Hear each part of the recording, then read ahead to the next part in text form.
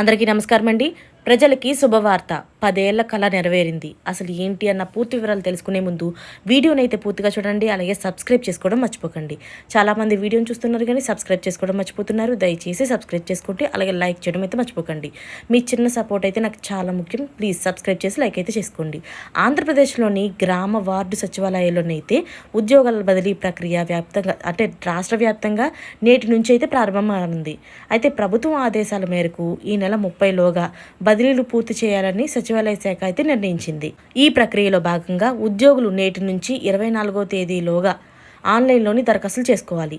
ఖాళీల వివరాలను ఉమ్మడి జిల్లాల వారీగా శుక్రవారం ప్రకటిస్తారు. అలాగే మండల పరిషత్ అభివృద్ధి అధికారులు అయితే మున్సిపల్ కమిషనర్లు 24వ తేదీన దరఖాస్తులను ప్రాసెస్ చేస్తారు. 25, 26 తారీఖులో అయితే దరఖాస్తులు పరిశీలన అభ్యంతరాలు పరిష్కారం అయితే పూర్తి చేస్తారు. ఆ తరువాత అభ్యర్థుల తుది సీనియారిటీ జాబితాలను అయితే జిల్లా స్థాయిలో ప్రకటిస్తారు. అలాగే 26వ తారీఖున కలెక్టర్లు అయితే ఈ జాబితాను పరిశీలించి రాష్ట్ర స్థాయిలో ఉన్న శాఖాధిపతులకు అయితే పంపుతారు. శాఖాధిపతులు పరిశీలించి 27, 28 తేదీల్లోని ప్రభుత్వానికి నివేదికలు అయితే సమర్పిస్తారు. సచివాలయ ఉద్యోగాల బదిలీ తుది జాబితాను 29వ తారీఖున ప్రకటిస్తారు. ఏవైనా అభ్యంతరాలు ఉంటే అలాగే 30 తేదీలోగా పరిష్కరిస్తారు. ఈ బదిలీలు స్పౌస్ కోటాలో అయితే జరుగుతాయి. అంటే భార్యాభర్తలు ఒకే చోట పని చేసుకునేలాగా ఈ బదిలీలు అయితే చేపడుతున్నారు. ఈ ప్రక్రియను సచివాలయ శాఖ పర్యవేక్షిస్తుంది. ఆయా జిల్లా కలెక్టర్లకు దీనికి సంబంధించిన షెడ్యూల్ను ఇప్పటికైతే పంపింది.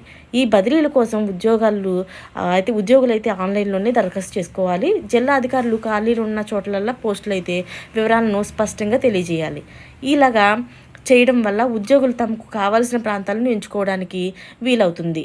అయితే అవినీతి నిరోధక శాఖ విజిలెన్స్ విభాగాల్లోని కేసులు నడుస్తున్న ఉద్యోగులు అయితే ఈ బదిలీలకు అయితే అర్హులు కారు. అయితే ఈ ప్రక్రియ అంతా కూడా పారదర్శకంగా జరిగేలాగా ప్రభుత్వం చర్యలు అయితే తీసుకుంటుంది. ఉద్యోగులు చాలా కాలం నుంచి ఈ బదిలీల కోసం ఎదురు చూస్తున్నారు. ఇది వాళ్ళకి నిజంగా సువర్ణ అవకాశం అని చెప్పుకోవచ్చు. ఇంకాను ఏమేమి పెట్టుకోవాలి, దానికి సంబంధించినవి ఐడి కార్డులు ఏం కావాలి అనే దాని మీద ఇంకా ఉన్నవి. మీకు ఏమైనా దాని పూర్తి వివరాలు తెలుసుకోవాలనుకుంటే మాత్రం కామెంట్ రూపంలో తెలియజేయండి. నేను వివరంగా దీని గురించి మళ్ళీ వీడియో చేసి పెడతాను.